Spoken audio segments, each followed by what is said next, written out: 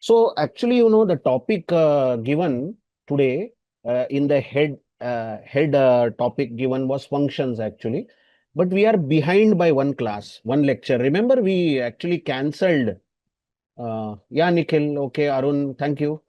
Uh, we cancelled a few classes in between, so we are actually behind. And one more session I thought I should take before starting the topic functions. So what we will do today, we will continue learning, set, dictionary, list, tuple, and some programs I will teach today. Okay. So let's start. See, the first thing I will tell you is uh, conversion between various collections. Now, there are four types of collections: list, tuple, set, and dictionary. Then suppose a list is given. There is a list existing. Can we convert that list into a tuple? Or tuple is given, can we convert it into a set? Is the question. Conversion between the various collections means converting list into tuple or tuple into list or tuple into set. So best way is to see an example. Okay, so I'll change the page. The topic is conversion. Check example 1 here. You very well understand that here X is a list, square bracket is given. 1, 2, 3, 4, 1, 2, 8, 3. Some values are there in the list. Now, what is my requirement, is that I want all these values, whatever values are there in the list, to be stored in a set. I just want to copy these values and form a new set. So the statement I have given is S is a variable, should become equal to set. Recall, set is a function. Set is a function. And what is it used for? Creating a set. But interestingly, you watch what is given inside the bracket of this set. Inside the bracket, we have given list because X is a list. What will this function do is it will take all the values of the list and make a set out of it. So are you understanding? This S will be a set. S will be a set created using values of X, and it will contain 1, 2, 3, 4, 8. Do you follow? Because repeated occurrences, 1, 2, and 3, repeated occurrences won't be stored in the set. Remember, we are creating a new set from list X. Now, list can contain duplicates, but set cannot contain duplicates. Correct? So when you pass a list, to set function, then duplicates are suppressed and we get this set S. Correct? Okay. Then can you understand example 2? Here S is a set because it is curly brace 1, 2, 3, 1, 2, 8, 6.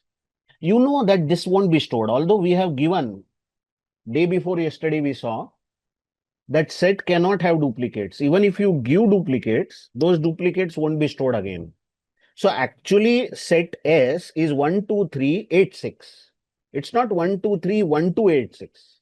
It is 1, 2, 3, 8, 6. Then we are saying, please create a new list. Look, list is a function. And what is it used for? List is a function. And what is it used for? Creating a new list. But in the bracket of this list, just check.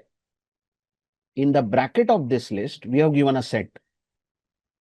That means we are telling the list function to take all the values of set and create a list, which is perfectly valid. So X over here will be 1, 2, 3, 8, 6. Why? Because these two values were not there in the S. Only these values were there. All values were copied in the list X. You can see, oh, this is square bracket. I am so sorry. In the list X. The point to be understood is that you can create, you can convert, we can convert list, tuple, set. These three collections. I am not counting dictionary. I am not talking about dictionary. I am talking only about these three. These three type of collections. We can convert list, tuple, set into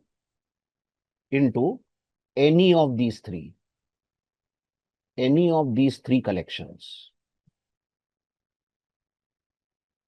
So imagine I am having a tuple, round bracket, 1, 2, 3, 1, 2. You know, tuple also allows duplicates. So this is the original tuple. And suppose I write S is equal to set X. Then we are telling Python that take all values of tuple, because X is a tuple. Take all values of tuple and create a set and store that set in S. So S here will be 1, 2, 3. That's all. Because duplicates are suppressed in a set. So you can convert list into tuple, list into set, or tuple into list, tuple into set, or set into list, or set into tuple. Sorry for this poor diagram. But what I wanted to say is that given any of these three collections, you can convert it into any other collection among these three using function. For example, suppose as an example, I am having, let's say, S is equal to curly brace 1, 2, 3, 4, 8. Set, perfect set. And if I say X is equal to tuple bracket S. So what is this tuple? Function. It creates a new tuple by using values of set S. So here X will be a new tuple storing 1, 2, 3, 4, 5, 8. 4, 4, 8, I'm sorry. It's a tuple. Okay, I am still not talking about dictionary because you know dictionary is odd man out. Dictionary doesn't have only values, it has key colon values. So its nature, its structure is different. So it is actually, you know, meaningless to say that can we convert list into dictionary? How can you convert list into dictionary? Because list is having independent values and dictionary will have two components in every element, that is key and value. So I am not counting dictionary here. Okay, I'll start Python idle and just maximize the screen. Let's take a small demonstration, which we already know will work. Suppose X is a list 1, 2, 3, 1, 2, 3. You know repetitions are allowed. And S is set X. Then S will be a new set made from elements of X. So if I print S, S is our set, it will contain only 1, 2, 3. Repetitions were suppressed. Okay. Now, don't forget, there is one more data type that we learned and we regularly use it, which is string data type. STR, isn't it? STR data type. Okay. Let's talk about this. Imagine as an example, I am having a string S equal to, let's say, A, B, C, D, E, F. Even space is there in the string. This space is also there. This is the string. Now, what is my requirement? You know, I want to create a list X such that individual letters will be there. Individual letters. Even space should be there. I think somebody raised hand. Maybe by mistake they have raised hand. Okay. And individual letters of this string. So D should be there. Then E should be there. And F should be there. Again, somebody raised hand. See, if you have any difficulty, you can put it in chat. You can communicate with me on chat. And I normally open the chat, you know, after around 10 to 15 minutes. I do that so that I can keep my discussion continuous. Okay. By the way, we are learning conversion. Conversion. Now the conversion we are learning is, if we are having a string, can we convert that string into a list? Okay. Let's try this. We will say X is equal to list S. Oh, this time this S given is a string. This entire string is getting fed, is getting input to this list function. So let us try to demonstrate this and let's see what happens. Okay. We will type these two lines on idle, Python idle. Okay. Let's say S is quotation ABC space DEF, quotation close. And let's make a list. X is list made from string S. It works. Let's see what is happening if I print X. You watch what has really happened is in this list X. X is a list. Every character of this string S has been stored as an independent or individual element. You can see. So we can say that X stores all the characters one by one of the string S. So point is, can you convert a string into a list? Yes, you can convert a string into a list like this. Just say I want a new list and in the bracket you write string, the name of the string. Then each letter will be stored in the list. Okay. Can you make a tuple out of this? Y is equal to tuple S. Oh yes. You watch. Y is a tuple made by using the string S. Remember, S is the string. Okay. Now, if I print Y, just check it's a tuple. It's a tuple which contains individual letters of the string. So can you convert string into a list or can you construct a new list using a string? Yes. Can you construct a new tuple using a string? Yes. Let's try set. S is equal to, oh, I'm so sorry. We are creating a new set using string S. This is our string, isn't it? String S. So Z will be a set. If I print Z, you clearly notice there is curly brace. Curly brace open, curly brace close. And what is there inside? All the letters of string S. Something remarkable did you notice here? Yes, I'm sure you have noticed. All letters are there, but they are not in that sequence.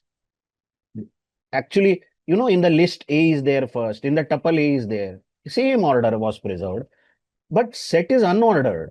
All the letters are there, but we can't say that A goes first, then B goes, and so on. Correct? Okay. So, important thing is that string can be converted, or sorry, converted is a incorrect statement, but list, tuple, or set can be created using a string. Okay. So,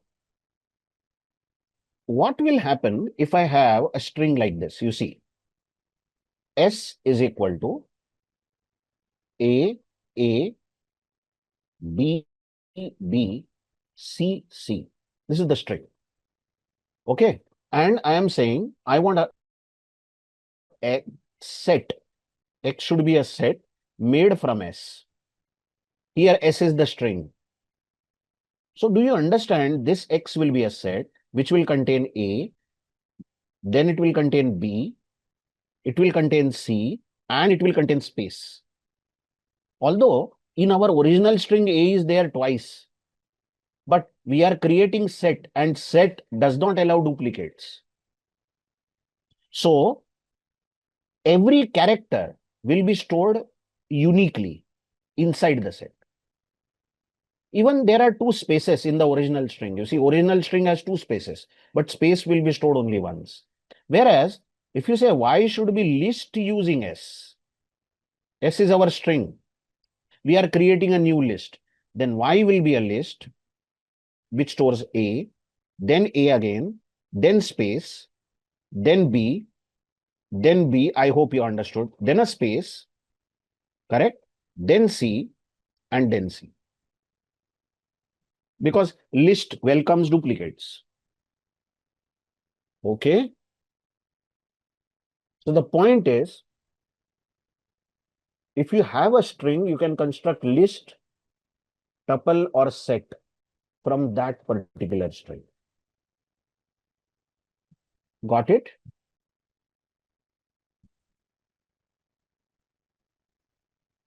The question asked is, sir, when we create set using string, why is it jumbled? Because set does not have any order. Recall, set is unordered collection. So in which sequence will the elements go in the set, and how the order will be maintained inside the set is not known to us. But all the letters will go, but we don't know that how set will arrange it. Actually, the proper way of drawing the set is this. This is a set. And A is stored here, B is stored here, C is stored here, space is stored here. And proper way of drawing list is this. A followed by B, followed by C, followed by space. So this is 0 element, this is first element, second element, third element, but there is no ordering in the set. Okay. That's why it is jumbled up. Right then. Okay. Coming to the question, suppose we have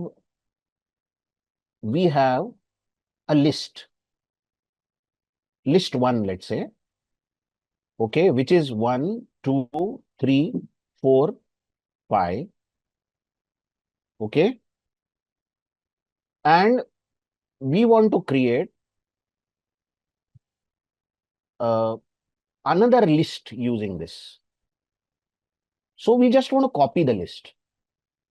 One way of doing it is, lazily we can write list 2 is equal to 1, 2, 3, 4, 5. You write the same thing again. Okay. You write the all values again. Otherwise, the other way is, just a minute. This, by the way, I will not remove this. This is one way. Obviously, list 2 is same now, containing same values as list 1. But other way is list 3 is equal to list 1. You can easily copy one list into the other. The third way is list 4 is equal to, you say, I want a new list from list 1. Oh, that's a superb way. This list function can create a new list. And which values will it take? Values of list 1. Then all values of list 1 will be created into a new list and stored in list 4. So converting list into list, set into set, or tuple into tuple is not challenging. They are of same type. We were looking at, can we convert one type into the other type, which is perfectly possible. Okay. Now, today, I have made some topics. Usually I do that when I come to today is in fact our, I think, 15th session. So what I normally do is I just note down what are the programs that I'm going to teach and all that. Okay. Now, first, I will start with this topic, set comprehension. Then I will teach dictionary comprehension. Okay. Very fast we will learn. Set comprehension, in fact, we have learned day before yesterday, but I will restart it again.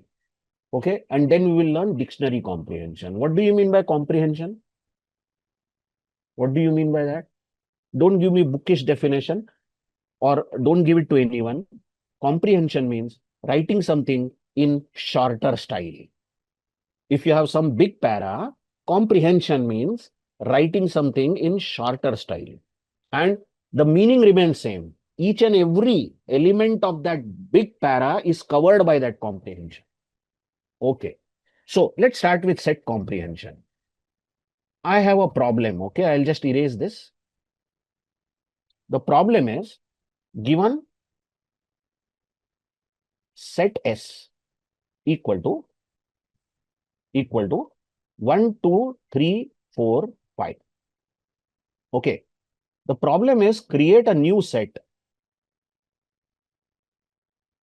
Let's say the new set is named as X, which stores square of each element of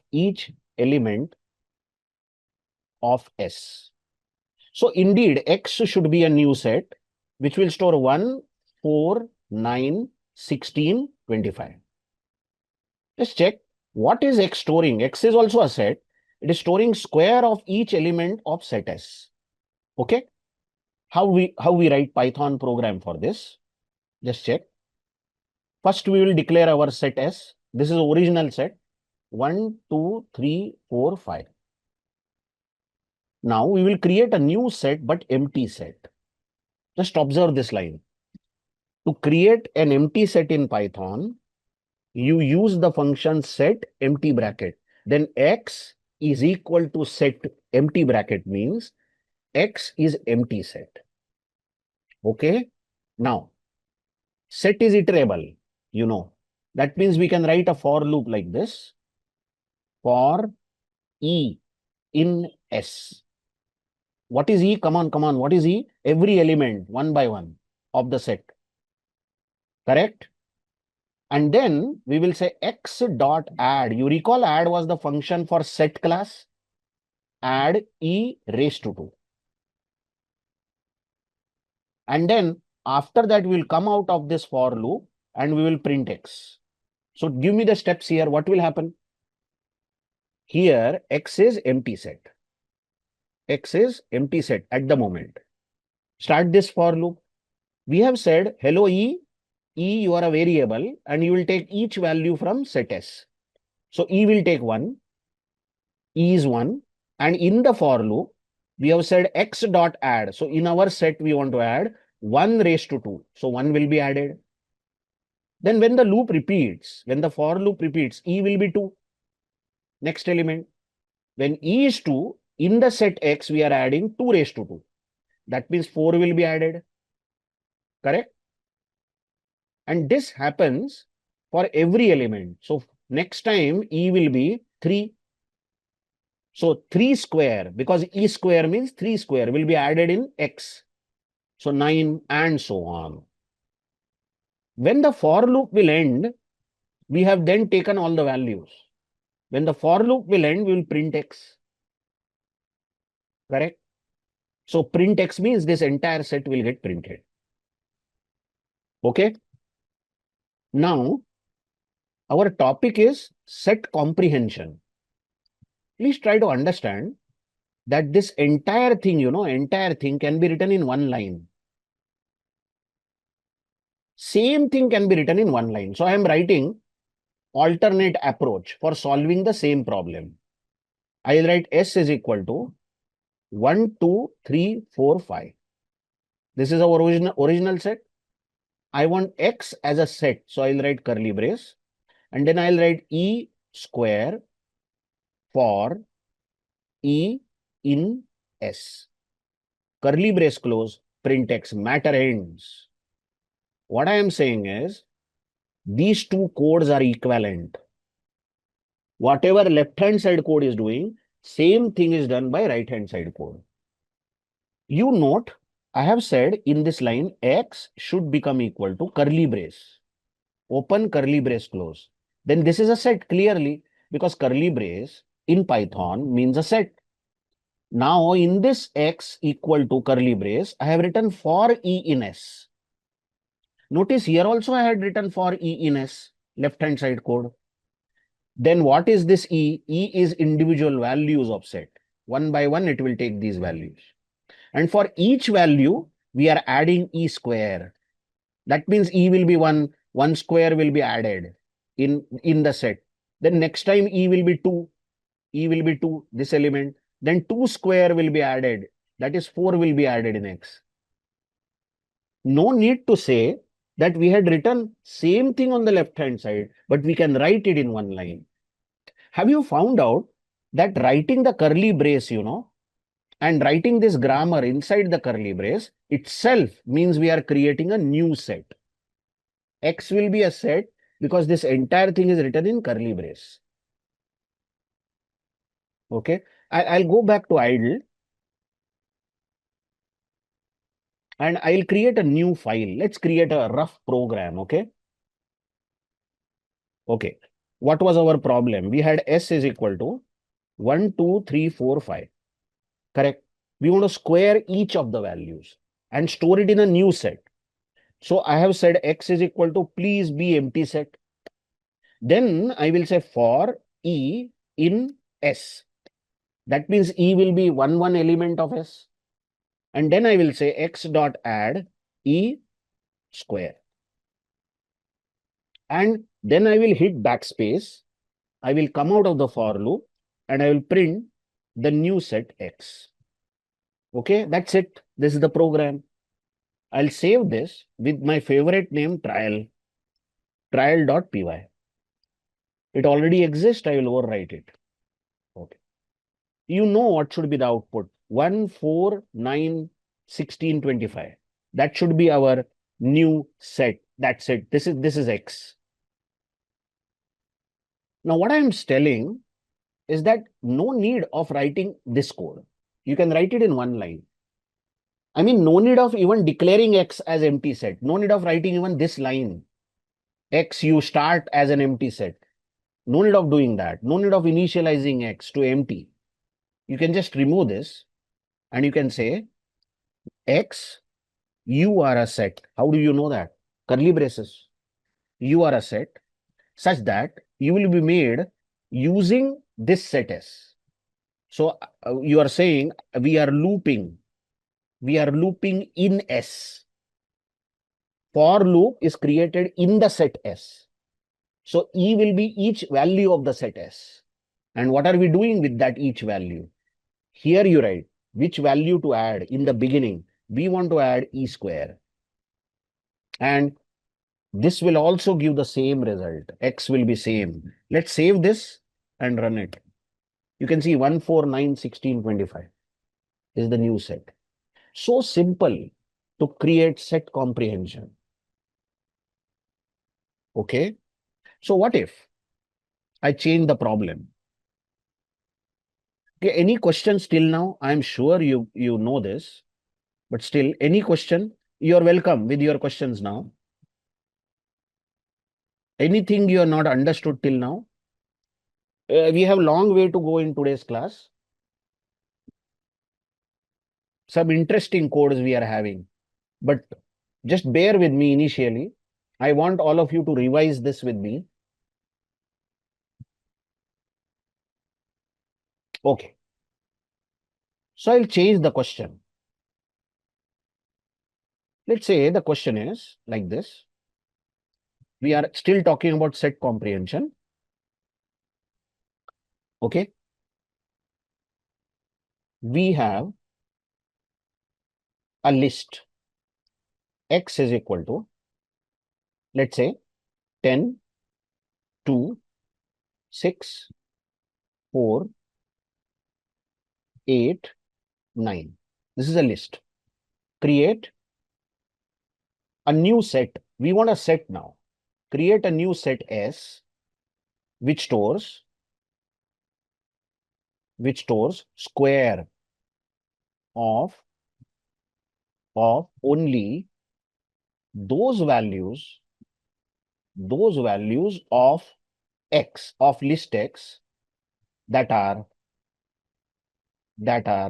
less than or equal to 6.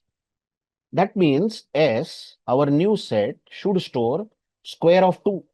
It should not store square of 10, because we want to square only those numbers which are 6 or below 6. So 2 will be squared and 4 will be stored. 6 is equal to 6, so 36 will be stored. 4 is less than 6. So 16 will be stored. That's it. Okay. This is our problem. Fine.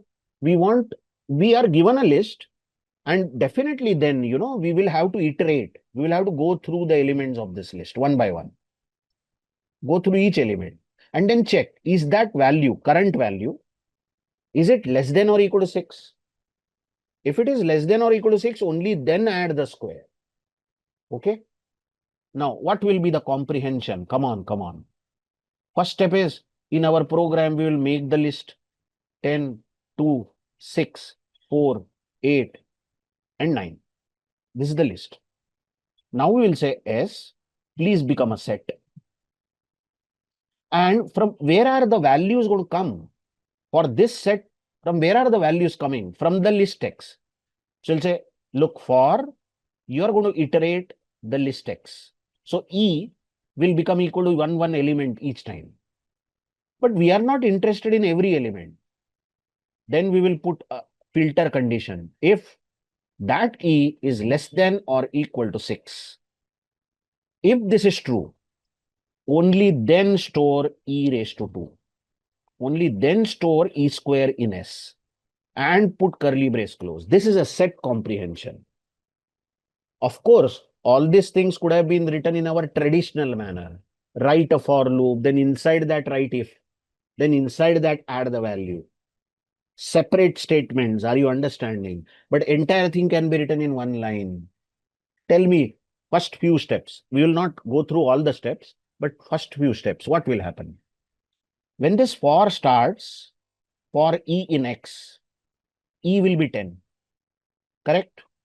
Element of X, element of list, E will be 10.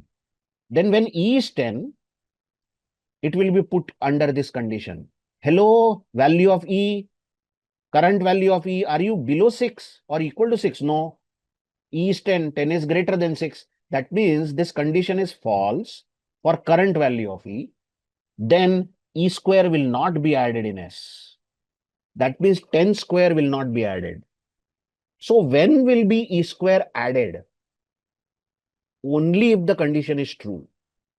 Only if the condition is true, only then E square will be added.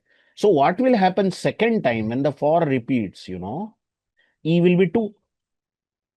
E is 2 now. And this condition is now true. This is true. 2 is less than or equal to 6. Then 2 square will be added. So 4 is added in S.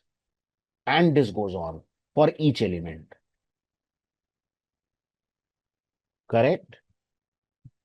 So set comprehension, typically contains a for loop. And it may or may not have if statement. Suppose the question was, store square of all these numbers. You don't want to filter. Square all the numbers and store it. Then you will not inquire. Then you will not have if statement. You will just have for loop and a square. You are then saying, please add E square in set S for every value of X, but only if E is less than or equal to 6. Such a simple way to do set comprehension. Okay. Any questions in the chat till now? I hope everybody is comfortable. Without spending any more time, I will now discuss dictionary comprehension. Very interesting. Just check. Dictionary comprehension. Okay, here we go. Let's see an example. Example 1. Given D is equal to, or say D1 is equal to 1:56, 2:37, 3:92, 4:58. Just a second. Somebody has asked some problem. There is a question. Sir, why there is no indentation in list comprehension? Good question, Manoj Kumar. See, the question is that when we write this traditional approach, you watch the left hand side here. Then we write a for loop, but in next line we write statement. So the for loop is literally ended with colon over here, and the statement is indented. Because when we write the for loop as a for loop, then all the statements that has to be repeated are indented. Question asked by Manoj Kumar is that when we write this comprehension, then there is no indentation. That is the beauty of comprehension. Everything is written, but no comprehension, no indentation needed. It is written just from the left corner of the screen. You can say that is one more advantage of comprehension. You just don't have to worry about the indentation. I mean, if we just repeat this example, going back to idle, just check how this comprehension is written immediately from left to right without any indentation. We don't have to worry about. Good observation. Okay. Where were we? Dictionary comprehension. Just imagine that this is a given dictionary, okay? Just don't worry about what is this. It might be roll number and marks, just as we discussed day before yesterday. And we want a new dictionary D2, okay? D2 such that only the key value pairs where key is greater than or equal to 3 must be present from D1, of course. That means the new dictionary D2 should contain key value pairs from D1. D1 has to be taken, but only those key value pairs where key is 3 or more. So what will D2 contain is 3:92, 4:58, 5:56. This will be the elements of D2 because that is our requirement. Like we may say, no, there is huge data. I want data of only those students whose roll number is 3 or more, like that. I don't want the students whose roll number is less than 3. Many times we do such filtering. So how do you do this? I hope you understood the problem. First, let us see our traditional approach without seeing comprehension. We are having this dictionary D1, 1:56, 2:37, 3:92, 4:58, and 5:56. Now we will create another dictionary D2 is equal to dict, bracket open, bracket close. Dict is a function which is used for creating empty dictionary. Okay, so D2 is a dictionary, but it contains no key value pairs at the moment. It is empty dictionary. Fine. Now, let's write a for loop. For k in D1, colon. Read it. Take your own time. For k in D1. What is D1? What is this D1? It's a dictionary. Then we are saying that we are going through this dictionary. We are traveling this dictionary. We want a for loop on this dictionary D1. And each time the loop runs, this k, this variable k, should become equal to the key, that is 1. So first time k will be 1. Next time k will be 2. Next time k will be 3. Next time k will be 4. Next time k will be 5. And then the loop will end. Note, when you write such a for loop on the dictionary, that is, you write variable in name of the dictionary, k in D1, then k will become only equal to values one by one. Sorry, k will become only equal to keys one by one. It will not read the values at all. 56, 37, 92, 58, 56 will be ignored. Only keys are taken. Okay. Now inside here, we will write if. Again, you see indentation because this is our traditional approach, isn't it? If, what is our requirement? If current key is greater than or equal to 3, if this is true, then we are interested in that key value pair. Correct? So if this is true, then we will do D2 square bracket K equal to D1 K. This becomes the for loop. Let's run this. D1, you are seeing what key value pairs D1 is having. D2 is empty dictionary. I will show it. D2 is currently empty dictionary. Okay. Now run the for loop. What will be K first time? 1. Remember, such a for loop takes only the key. So K is 1. Okay. That means we have taken the key from first key value pair. First key value pair is 156. We have taken the key. Now we are asking, is that key value, that is 1, is that 1 greater than or equal to 3? False. This condition is false, so this line will not run. And correct, we just want to ignore this. We will go back to the for loop. And this K now, second time will be 2.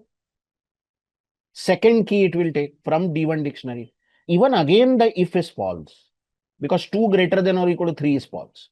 So this line will again not run. Condition is false. We go back to the for. Now next time K will be 3. For K in D1 it is. So next key is 3. Now this condition is true. 3 is greater than or equal to 3. So this line is running. I will write that line here. Again, which line is running? D2 3 is equal to D1 3. Okay. Now, whenever you write dictionary, we have learned this. Okay. Just remind yourselves the grammar of the dictionary. I'm sure you know that. You see this? Whenever we write dictionary followed by square bracket, and inside the square bracket, we have written 3. Then it means this is the key. Okay. That means we want a new key in D3. Sorry, D2. D2 will have a key called 3. But what is its value? The value will come from the right hand side here. Again, D1 is a dictionary. And we have written square bracket 3. So this is the key. This is the key. So D3 here, D3 will fetch the value associated with key equal to 3. That is 92. So this becomes the key of the new dictionary, and the right hand side becomes the value of the dictionary. Okay. Just check this. Repeat the for loop. Repeat this for loop now. K will be 4. Next key. Again, the condition is true. So what do you see? D2 4 should become equal to D1 4. Now D1 4 here on the right hand side, will give what is the value associated with that key 4. That key 4 is having value 58. And this statement becomes D2 4 equal to 58. D2 4 equal to 58. That means there will be a new key in D2. D2 will have a key 4 and value 58. Just as in the case of next key 5, new key added will be in D2, new key added will be 5 and its value is 56. This was our aim, isn't it? We wanted a new dictionary. We wanted our new dictionary to take only those keys where key is greater than or equal to 3. This statement, is many times disturbing. Let me tell you, for beginners. This statement. Some confusion is always there initially, but I'm sure you're not having the confusion. Left-hand side of assignment, left-hand side of equal to, decides that D2 will have that key. So K will be the key in D2, left-hand side. See the left-hand side, D2K equal to. So D2 will have the new key, K. K will be the key. And equal to's right-hand side, D1K will give the value. Okay. Now, let's try to create this. We have not yet seen dictionary comprehension. Trust me, it is very interesting. Dictionary comprehension. Okay. But D1 was a uh, was a key value pair 2 colon 56, 3 colon 98, 4 colon 49, and 5 colon, let's say, 28. Now we want D2. D2 should be in a new dictionary. We will start it with empty dictionary. And now we will go through all the keys for K in D1. This will give us all the keys one by one from D1 dictionary. And then we will inquire, is that key greater than or equal to 3? So you understand, for the first two key value pairs, when key is 1, when key is 2, this if will fail. But for this key, the if will pass. It will be true. So what we will do is, we'll say D2K should become equal to D1K. Correct? So first time this becomes true when K is 3. So D1 3 means 98. This is the value. The right hand side, D1 3 means 98. Value associated with that key. So this right hand side is 98. And this left hand side means now we want a new key in D2 dictionary. And that key is 3. So 3 colon 98 will be added. Okay. And this for loop repeats. Now we will have to outdent. I am hitting backspace. I will hit outdent again. I will come out of the for loop and then print D2. Correct. We want to print our dictionary only finally, after the end of the for loop. Okay, I'll save this and run it. You can see only those key value pairs where key is greater than or equal to 3 were copied in the dictionary D2. But this is our traditional approach. Correct? All the indentations and all that needed. Can we solve it using comprehension? Same problem. We want to be solved in one line. Okay? Here comes the interesting part. I'll make some room over here. I'll just erase this working.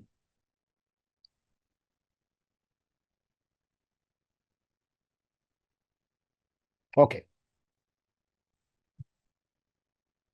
There is a lack of space here on right hand side. So just imagine this D1 is created. I am not writing entire dictionary. 1 colon 56, 2 colon 37, ... I mean, all these key value pairs are there. And we want D2 to be a new dictionary, correct? See how we started D2 here on the left hand side with empty dictionary. Then we wrote a for loop. We checked the key and then we stored. Okay. Now we will see how to do this in one line. We will write brace open because dictionary means braces. And now, one thing is sure. The same logic that is written on the left hand side has to be written here also. What was our logic? Take the key from D1. Take each key from D1 one by one. Take the key and then inspect it. Ask, hello key, are you greater than or equal to 3? Only then we are interested. Correct? That means we have to go through each key. How do you go through each key? Use a for loop. For K in, it's better I will use new page because I am not able to write it here. Huh? It's better. So this traditional approach I will keep on the left hand side and I'll open up a new page. That's better actually. Okay. So dictionary comprehension. D1 is, let's say, 1 colon 56, 2 colon 98, let's say something, 3 colon 68, 4 colon 55, 5 colon 92. Okay. And you know what is to be done. D2 should store only 368, 455, 592. So how do you do this using comprehension? Give braces and you say, I want to go through all the keys in D1. You know what the for loop does. D1 is the dictionary. Then K will be the key one by one. K will be 1, then K will be 2, then K will be 3, and so on. But you are interested only if that key is greater than or equal to 3. So when k will be 1 in this for loop, nothing will be done because this if is false. When k is 2 in this for loop, when k will be 2, nothing will be done because this if is false. But when this for loop repeats and when k will be 3, yes, this condition is true. So what do you want to do if the condition is true? You want to simply copy this in our new dictionary. Then you will write that matter over here. What do you want to copy in your new dictionary? Okay. Now just watch. This is interesting how I am writing it. I will write it as K. What I am adding? K colon. Observe that colon. Observe that colon very, very clearly. K colon D1K. Oh, good Lord. Look at that. I mean, I hope you're understanding that we are creating a dictionary. How do you know you are creating a dictionary? Or rather, how does Python come to know that you are creating a dictionary? By reading this. Python has this now. What is Python trying to add? Please tell me. What is oh, I what did I make? I mean, some funny face over there. Just a second. I think I lost the pen. I have lost the pen. I think so. I'm so sorry. I will have to reopen this page again. Anyway, I'm so sorry. Okay. We have D1 is something is bad. Something is happening. Wait a minute. D1. No. Okay, I'll use the new page. D1 equal to, okay, this is good.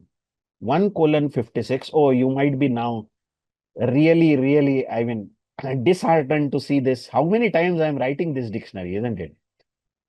You must be shouting, sir, please now tell us what is dictionary comprehension. Okay.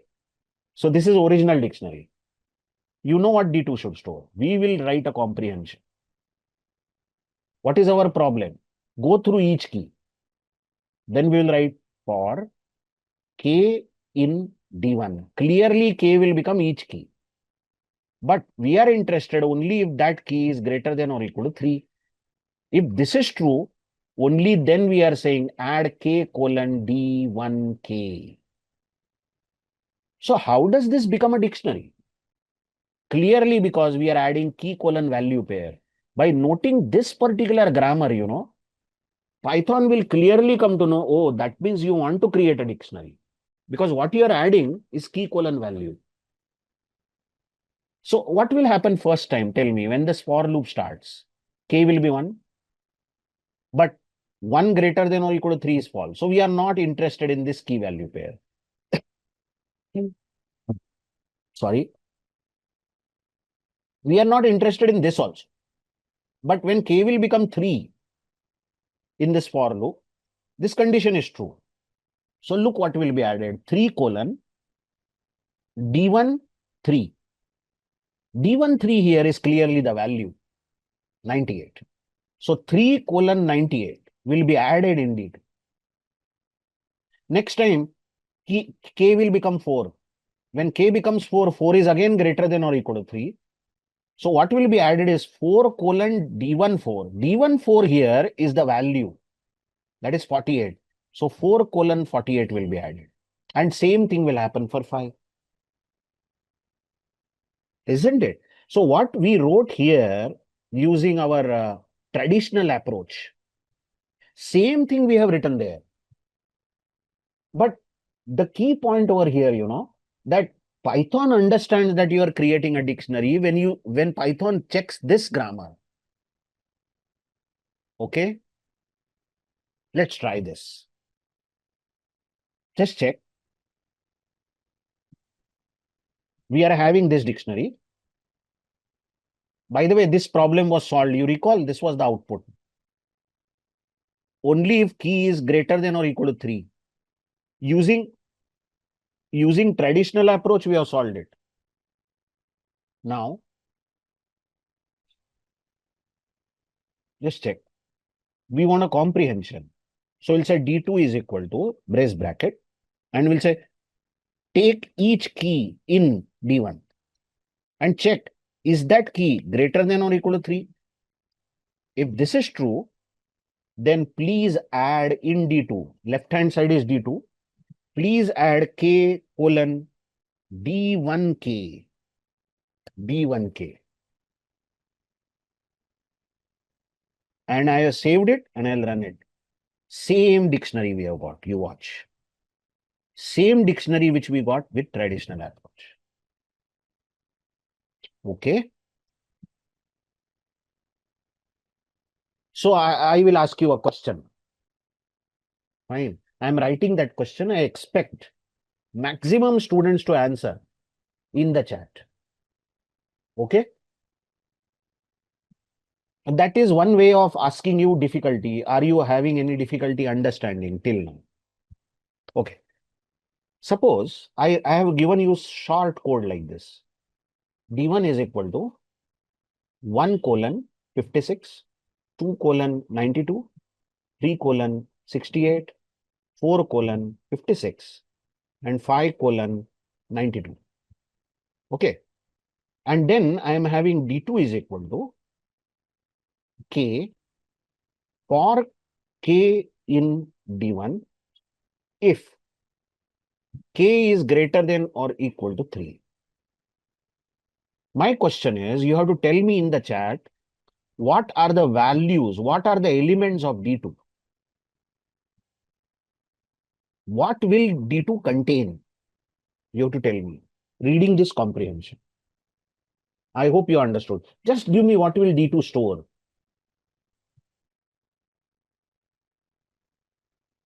Waiting for the answer.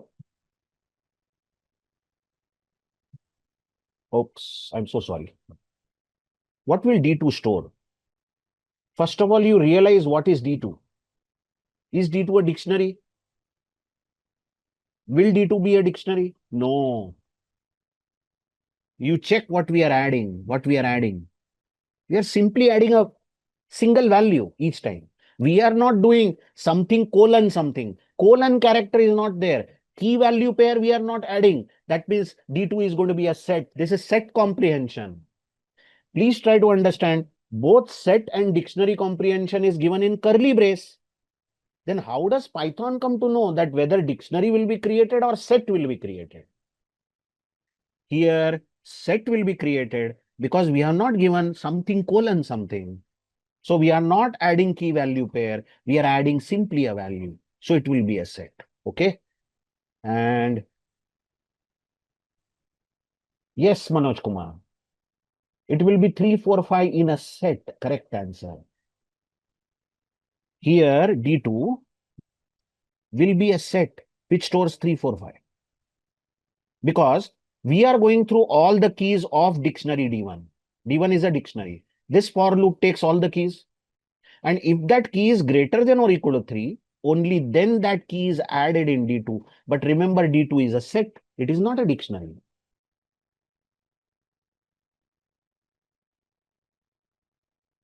Okay? Okay, one more question I'll ask.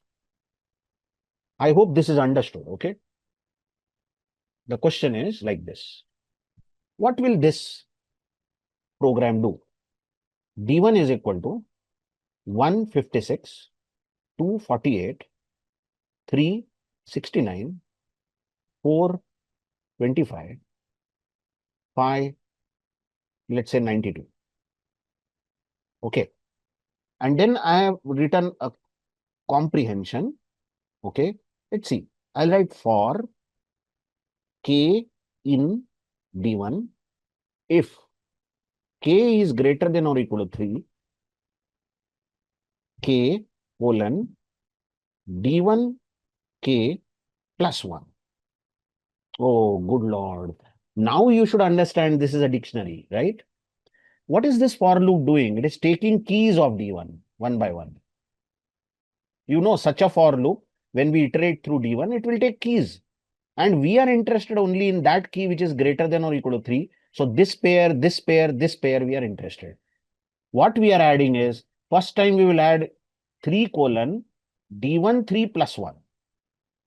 But D1 3 is 69.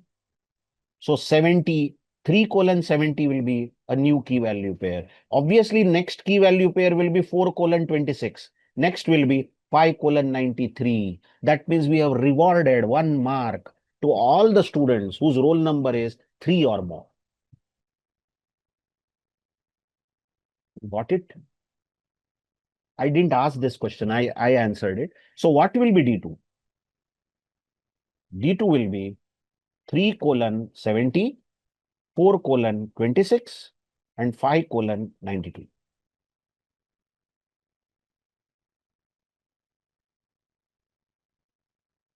Okay, got it?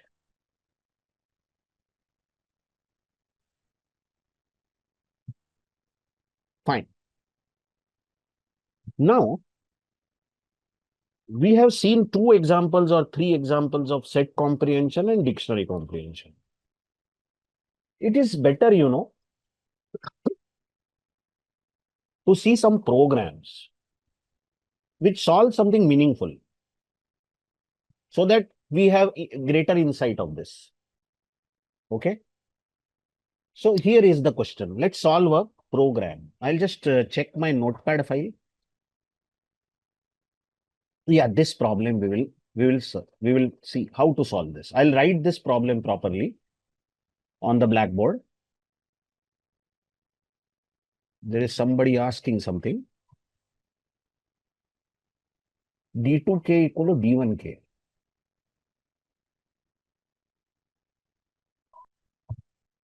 What happens if we give D2k equal to D1k? That means I think you have not understood you are saying. D2k equal to D1k. I think so. You are not understood what it means. Short revision on dictionary. Suppose D1 is already storing 156. Forget about comprehension. Let's not talk about comprehension. I am revising dictionary. D1 is 156, 298, 365. This is the dictionary. Suppose I want to add a new key value pair in this. One more key value pair I want. 4:92. This new key value pair I want to add. Then how to add? I will write name of the dictionary because I want to add this key value pair in this dictionary, D1. Then in the square bracket, I will write key. This means I want a new key 4 in D1, then equal to. Now, this is surely the key I am saying. Then the right hand side should be value. A value I want is 92. Okay, 92. What will happen due to this is in D1, there will be a new key added 4. Its value will be 92. Okay, I'm coming to your question. Your question is what will happen if D2k equal to D1k is written. Okay. Now, this is how you add new key value pair. That means on the left hand side, LHS of equal to. Suppose LHS of equal to is having dictionary followed by some value, then this is always the key. Then the right hand side of equal to RHS of equal to is always value. Is always value. Okay. Now coming to your question. This is how you add new key value pair. Now imagine, suppose I have D1 is equal to 156, 268, 397. Okay. 397. And D2 is empty dictionary. I repeat, we are not talking about dictionary comprehension. Simple facts about dictionary, I am revising again. D2 is an empty dictionary. Imagine K is a variable which is storing 2. Simple integer variable storing 2. Now if I say D2 K is equal to D1K. Okay, what is K? It is 2. So D2K is equal to D1K. That is D2 is equal to D1K. D2 2 should become equal to D1 2.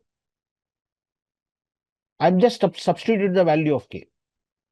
Now you watch, the left hand side is of the form, oh sorry, this is D2, this is D2, D2. Left hand side is of the form dictionary square bracket. Then in D2, in this dictionary D2, we want a new key 2, colon. And right hand side of equal to is D1 2. This will give us the value from D1. D1 is having value 68 for 2. So this is 68. This will be added. Okay. So that is what is meaning D2k equal to D1k. Okay. Now, did you mean something else? Sir, I am asking about comprehension expression, sir. So in the comprehension expression, okay, coming back to this, okay. Now, question asked is, first of all, if anybody had that difficulty, what does that mean? D2k equal to D1k. I hope that is now understood. Okay. Now the question asked is, what will happen if this is written as D2k colon D1k? Is it?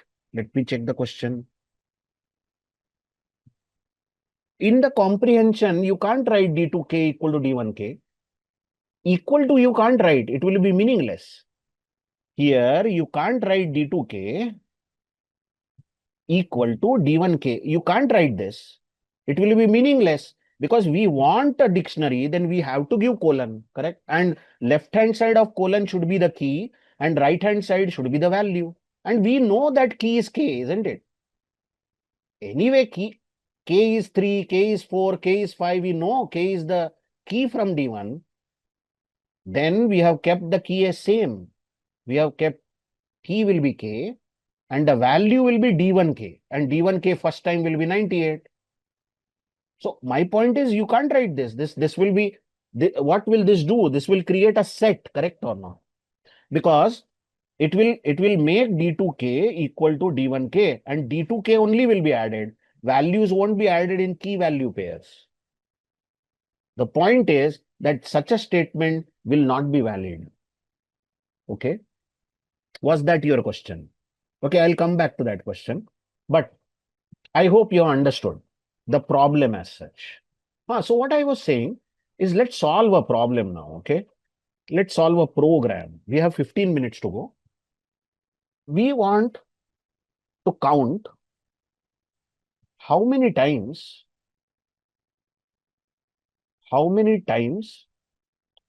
each character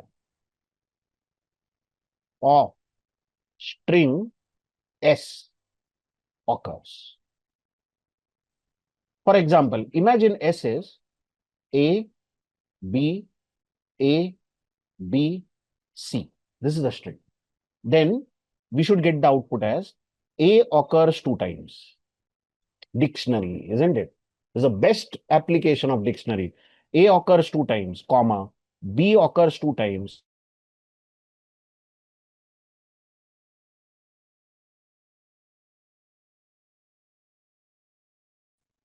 So we are given a string and we want to count. Just a minute, my internet connection is unstable, I think. Yeah, okay. We want to count how many times each character appears. Okay.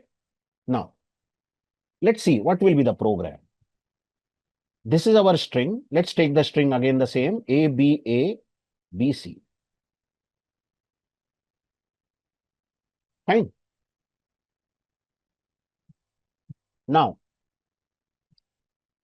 this letter, you have observed this letter will be the key. Character will be the key. And what will be the value? How many times that letter appears? So A is the key and it appears 2 times like that. Correct? Okay. Now, let's make a dictionary D. And I have made it as an empty dictionary. Our plan is that D should become this finally. But D is empty dictionary right now. Okay. Now, next thing. I'll write for E in S. Take a break, take a break. What is this S? String.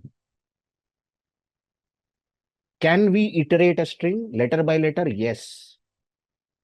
This for loop says, hello E, you become equal to A first.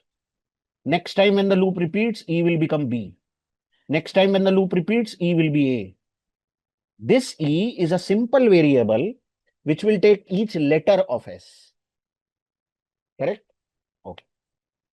Now, next thing is, I'll write if E not in D, then D E is equal to 1. I'll just scroll up. Below this if, I will write else DE is equal to DE plus 1. Just observe the code and we will run it line by line. Okay. Ultimate aim, you know, isn't it? We want how many times each letter appears. And trust me, this is the simplest of the code as compared to Java or C++ or any other language. Python offers great methods to write these kind of codes, or rather any kind of codes. Okay. First of all, this D is empty dictionary. Nothing is there in this D. Start the for loop. E will be, first time, E will be A. See, E will be this letter, A. It will be each letter, but first time E will be A. Now we are asking if E not in D. Now, whenever, you ask such a question, if E not in D, then actually what you are asking, is there any key? Is there any key already existing as A? Because E is A. So, just check. Asking if this is same as asking if A not in D. And which is true because E is currently A and A is not in D. It's not a key. If it is not a key, then this is true, isn't it? This is true. So we will do DE is equal to 1. What does that mean? DE is equal to 1 means DA should become equal to 1. That means a new key value pair will be added, A colon 1. We have counted A once. And else, of course, will not execute. Now the for loop will go back. Okay, keep reading with me. Next time this E will be equal to B, this letter, second letter you observe. E will be B. Check this. E is equal to B. We will ask, is B not in D? Yes, only A is there as a key. B not in D is true because there is no such key in the dictionary. Then we will execute this line because if is true. So this line is DB equal to 1. That means new key B will be added with value 1. Look, we have counted B once. Interesting part starts now. For loop repeats third time. Third time, this E will be A. This third letter you watch. This letter.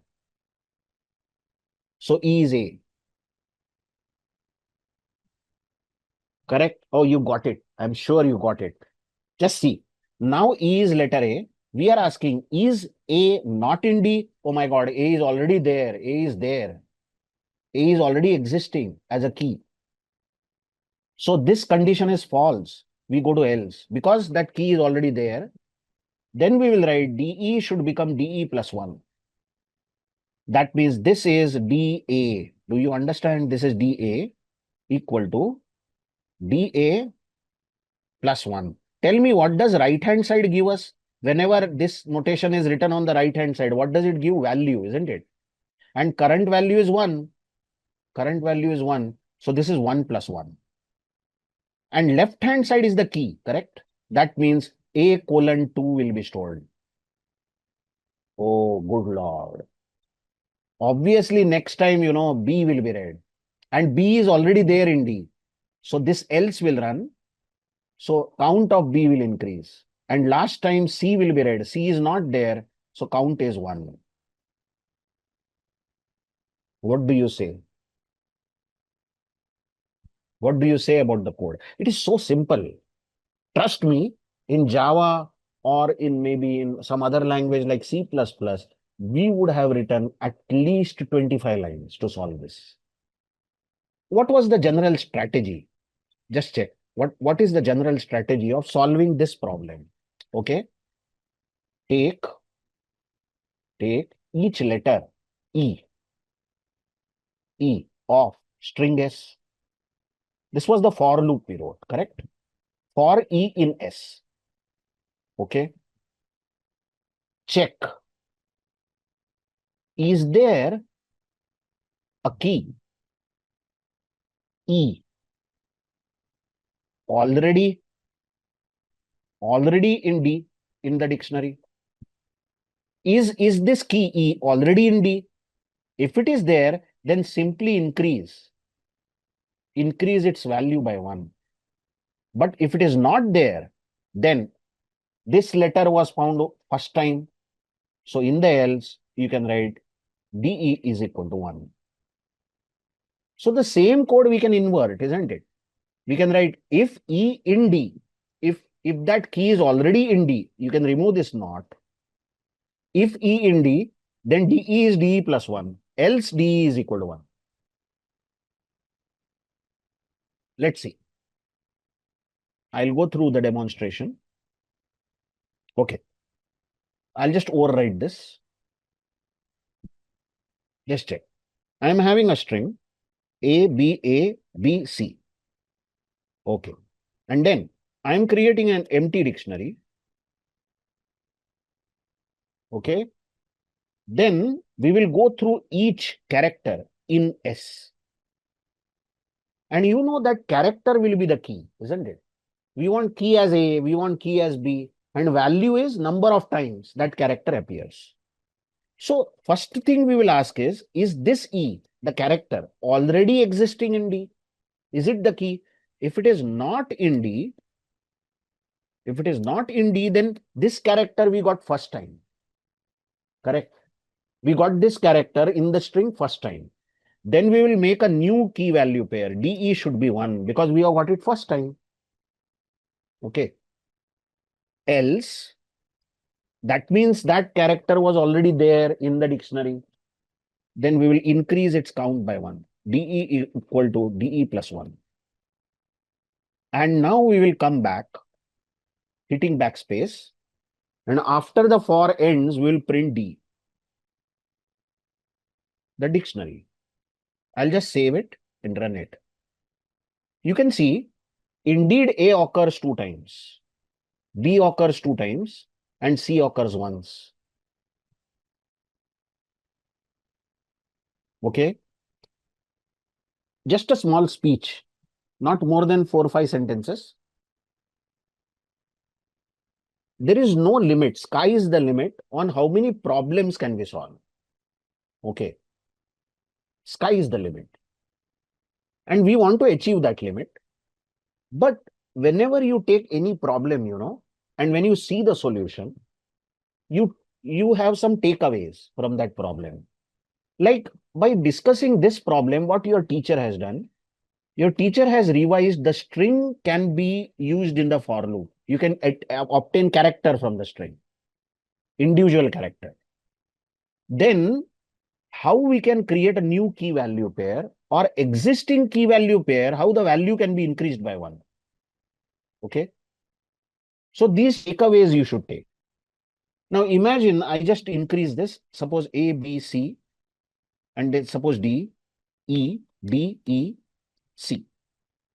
Correct. This is the string. Imagine the space is also there. Suppose 4 spaces are there. Then X, R, T, A, B, C. This is the string. So this is going to create the necessary dictionary. Observe. Now A occurs 4 times. And somewhere, space is also there. Observe. Space occurs 4 times. So each and every character was counted. And this was done using such a simple, small code. So let's do one thing. See, next time, I'm going to start with the new topic functions. Okay. But the plan should be like this. Next time, we will learn functions from 7 to 8. 1 hour we will learn because it's a new topic. I will teach functions. Then we will take one problem from the earlier topic. Like today, I have solved one problem using dictionary. Correct? Next time, we will take another problem. See this one. Count the number of vowels in the string. Let's say we are given some string and we want to count only the vowels. How will you do that? Right? So we may have to put additional ifs because we will have to check whenever we take a character from S, each character will be taken one by one, each character. But then we will have to check, is it a vowel? If it is a vowel, then count it. And again, we will use dictionary because dictionary is best, isn't it, here for this problem also? Because if the string is like this, let's say A, B, O, E, I, A, E, I. This is the string. Then ultimately, we want only vowels to be counted, correct? How many times each vowel occurs? So we need a dictionary like this. A occurs 2 times. A is a vowel. It is occurring 2 times. Then O occurs only once. Then E occurs 2 times. And I occurs 2 times. That's it.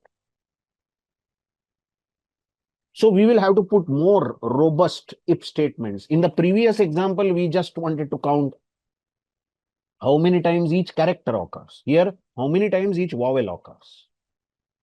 Like that, what I am saying, what I am suggesting, that as we go ahead, we will take 1 or 1.5 programs. And I hope you like my idea. So that we keep in touch with the previous topics and we also gradually go ahead in our course. Okay.